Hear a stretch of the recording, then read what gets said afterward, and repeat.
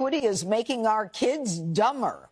Portland schools are workshopping new, quote, equitable grading practices.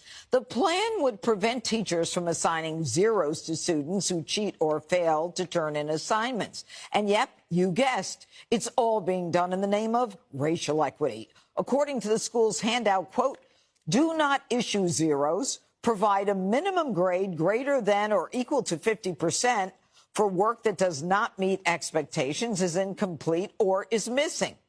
We've reached out to the school district for comment, but we haven't heard back yet. Now, Jessica, all of this stuff in equitable grading takes away from real life where, you know, these kids, they need to balance if they get a job or if they have a sports after school. And what this does is it doesn't prepare them for the future at all. Oh, I'm very against this. It's just workshopped at this point. I hope that they don't go for it. There was something else that they were going to try in the Oregon school system, which ended up getting scrapped a couple years ago with the previous governor. I think that these are dangerous experiments that are going to end up putting us even further behind where we have to go. And I would say, again, that I have not met real live people that are supportive of these kinds of policies. I might be one of them. For not highlighting the upper tier and those that are prospering and studying and thriving and doing very well, they should be rewarded for that. But I think there's a huge problem that needs to be addressed right now. If you look at these state report cards, we are just passing kids through the system. I mean, they're graduating kids that are, you know, seniors in high school that have a first grade reading level. I mean, so what do? You give them a zero, and then what happens next? So part of this experiment needs to be to send them off somewhere else, right? Send them to a different room, have a special, class format for bringing these kids through.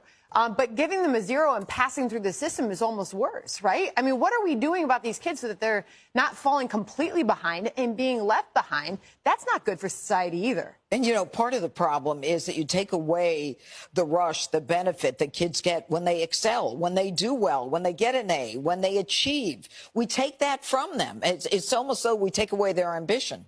No one has ever mistaken me for a legal scholar. Yes, but I am calling for a full federal city. You need the National Guard in there. You furlough every bureaucrat in that city, and you clean house. They are workshopping child abuse, Judge. You're going to get kids in 10th grade that don't know how to read, and everyone's going to go, okay, that's fine. Yeah. If you do this, here's the deal. If you start doing this, that means every kid you graduate must work in Portland. Okay? Make all of these idiots that you've produced work for the city and see how that goes. Because the parents aren't going to agree with this. The students aren't going to agree with this. No one thinks this is a good idea except Jessica and her ilk. I literally said, I think this is a bad idea. She did. So point your ilk. All right, Greg. Oh, my ilk. But I want to address her. I want to address this because this is the second time. I want to ask you a question first. All right, forget it. Let me play your game. Okay. What's your question? All right, don't play my game. Answer her question. This is the second time that you say, I hope something doesn't happen. Guys. You know, something doesn't happen. This is your party, right? Right. It's kind of a weird party to be in when you worry they don't succeed.